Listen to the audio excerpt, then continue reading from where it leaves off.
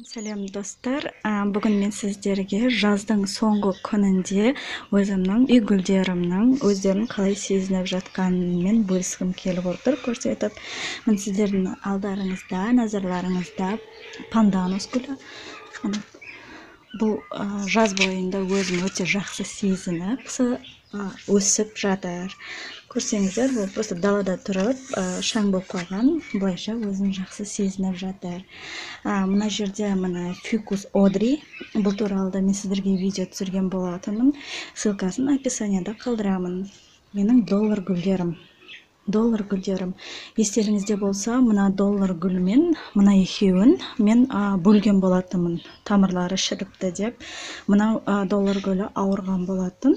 Қарасаңыздар, өзін жақсы сезініп, мына стрелкаларын жіберіп жатыр. Мына бір стрелка, екінші стрелка.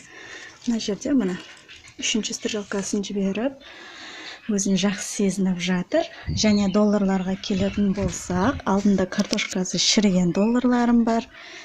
Мына бұларда мына өздерін жақсы сезініп, мына стрелкаларын жіберіп өсіп жатыр. Мынаны мен осылай көбейткен болатынмын. Бұл туралы да видео бар. Мынаны салу арқылы бұл да көбейіп, мына жақсы стрелка жіберді. Мына мен жапырақтан көбейткен долларларым. Әлі бұларды мен басқа ыдысқа қондырған жоқпын. Көрсеңіздер, мына бұл туралы да менде видео бар. Ссылкасын описанияда қалдыратын боламын. Мына жапырақтан қандай стрелкалар жіберді. Көрсеңіздер, мына қондырылған жапырақтары. Солардан жақсы стрелкалар шығып жатыр. Мына кішкене сабағымен де бірге отырғызған болатынмын. Бұлар да мына жақсы жапырақтарын жіберіп, жақсы көбейіп жатыр. Жалпы долларларым өзін жақсы сезініп жатыр. Мына жерде мына фикус бенджамина. Бұл да жақсы сезініп жатыр өзін. Мына жерде шефляра гүлі. Бұл шефляра гүлі туралы да менде видео бар. Ссылкасын описанияға қалдыратын боламын. Горшогы тар болса қандай белгі береді деген видеоны көрсеңіздер болады. Нәтижесімен бөлісіп кетіңізші деп өтінген болатын. Мен бұны горшогын үлкен горшокқа отырғыздым. Содан кейін мына қарасаңыздар, жасыл жапырақтарын шығарып, мына сарғайып кеткен жапырақтары жасылға боялып, көрсеңіздер, сап-сары болып, жасыл болмай қалған еді. Мен сіздерге суретінде осы жерге шығарып көрсететін боламын. Мына горшогын ауыстырып, бұл шефляра гүлі үлкен горшокты жақсы көреді екен. Сол себепті тамырын тез өсіреді екен. Одан кейінгілердің бәрі жасыл болып, әдемі болып өсіп жатыр.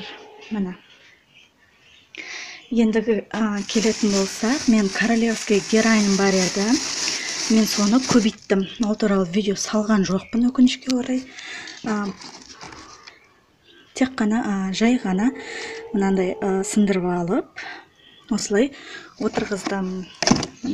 Отырғызып қойдым. Көрсеңіздер, бұлар тамырлап, уже мына жаңа жапырақтарын жіберіп жатыр. Өзін жақсы сезініп жатыр. Және мен мына жерде естеріңізде болса, мына үлкен горшок, 3 горшокта, мен петуния гүлдерін, ромашка гүлдерін әдемі букет композиция етіп отырғызған болатынмын. Өкінішке орай олар қурап кетті. Мен олардың суретін де шығаратын боламын. Содан мына алып қалған бір ғана үлгісін алып қалдым. Петуния гүлін тамырлатып көрейін деп череногын.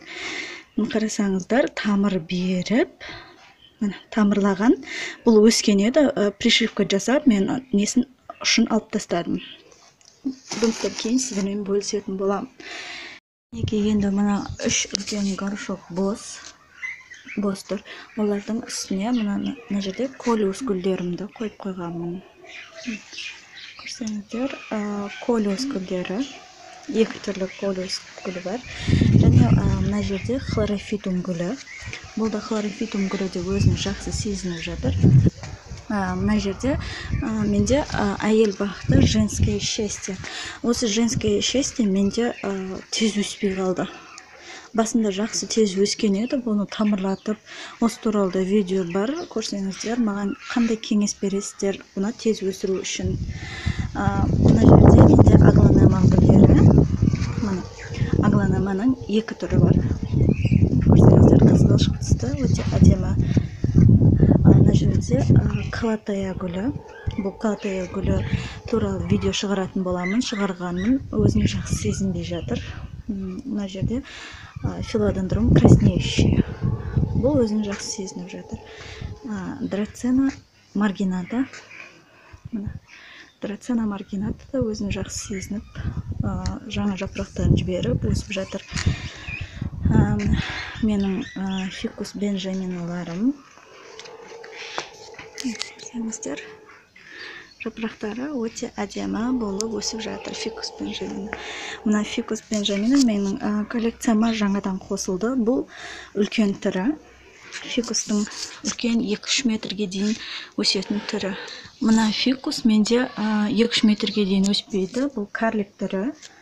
Мына көрсеңіздер. Ал жаңағы, мына түрі өте үлкен, крупный сорты. Мына жерде менде фикус лирата. Бұл да өзін жақсы сезініп, жаңа жапырақтарын шығарып, өте жақсы болып жатыр. Мына жерде менде сингониум. Бұл сингониум туралы менде видео әлі жоқ. Жақын күндері түсіремін деп ойлаймын. Және мына жерде мына еркек бақыты антуриум гүлі. Бұл туралы видео бар, описанияға ссылкасын қалдыратын боламын. Мен антуриум гүлімді, бұның баста қандай болғанын сізге суретін шығаратын боламын. Бұл антуриум гүлін мен омолаживать еттім, жаңарттым десем де болады. Бұл туралы арнайы видео түсіретін боламын. Былайша антуриум гүлдерім өзін жақсы сезініп жатыр. Мына жерде мына фикус черный принц. Естеріңізде болса, бұл туралы видео бар.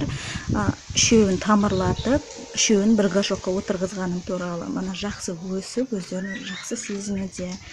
Мына жерде мына фикус тоже осы аналығы. Мына менен сұраған болатын, не үшін жапырақтары кішкентай болып, дау болып өспей қалады деп. Менің ойымша, ол жарық жетіспегендіктен. Менде жарық жетіспей, бір бұрышта тұр.